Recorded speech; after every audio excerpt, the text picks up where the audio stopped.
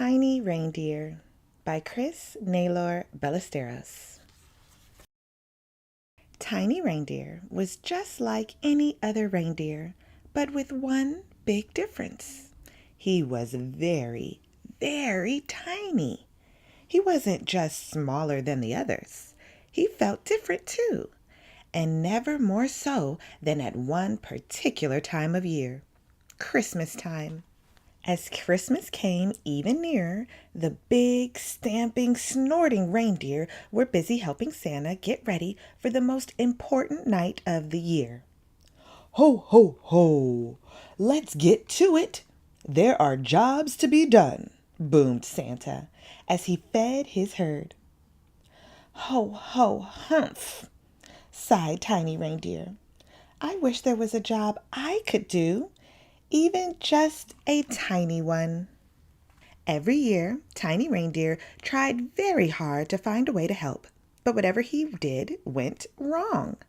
He got tangled in the reins and harnesses. He fell into the water bowls, and he had to be rescued from the sticky tape when he tried to wrap the presents. On the day before Christmas Eve, Santa spoke to Tiny Reindeer. Why don't you have a look in the mailroom? You might be able to help there, he suggested kindly. There's one last little pile of children's letters to sort. Tiny Reindeer wasn't so sure. A little pile? Tiny ended up squashed under an enormous mess of mixed up Christmas letters. But as he struggled to wiggle free, a letter with a reindeer drawn on it caught his eye. It was from a little girl. Maybe this one's for me, he thought. Against the rules, Tiny sneaked it away with him to his quiet little corner of the stables and read it. And he came up with a plan. The next morning, everyone was busy getting ready for takeoff. And as nighttime fell, Santa took the reins off his magnificent sleigh, harnessing the puffing reindeer for the long journey ahead. Nobody noticed a tiny passenger leaping into a hiding place on the back of Santa's sleigh, a secret voyager on a special mission. Throughout the long and snowy night, Santa's sleigh flew across the sky, crossing oceans and covering continents. Tiny Reindeer stayed hidden until finally the moment he'd waited for had arrived. He took a deep breath and leapt from the sleigh into the freezing air as Santa and his galloping herd disappeared into the darkness.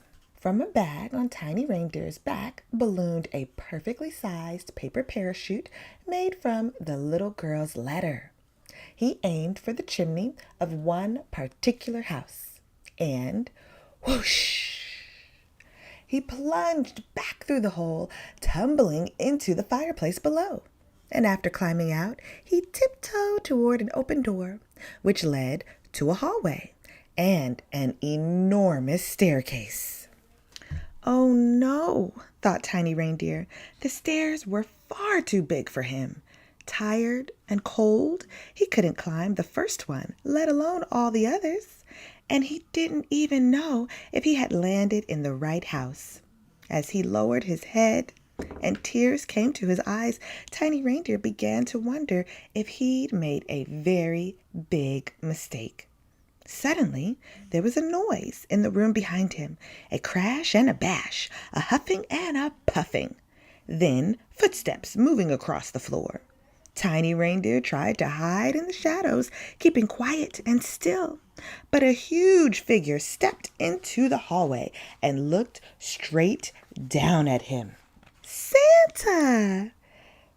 Good thing I was keeping an eye on you, Tiny Reindeer, he whispered.